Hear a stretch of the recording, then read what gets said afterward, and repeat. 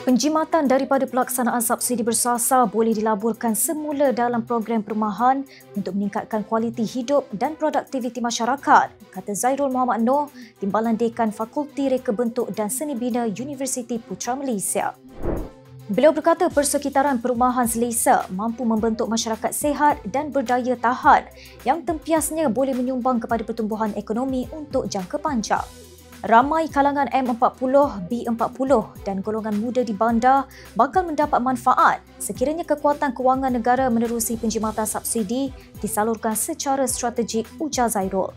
Menerusi Belanjawan 2025, Kementerian Perumahan dan Kerajaan Tempatan diperuntukkan RM5.9 bilion dengan fokus perbelanjaannya disalur untuk membina dan tambah baik rumah mampu milik. Gabungan Persatuan Pengguna Malaysia pula menekankan keperluan aspek penyelenggaraan dan kualiti infrastruktur rumah mampu milik yang dilihat masih tidak memuaskan. Bendaharinya Nur Ashikin Aminuddin memberi contoh kebanyakan rumah mampu milik lebih 30 tingkat tidak mempunyai lift mencukupi bagi menampung kapasiti penduduk. Haili Izzati, FMT.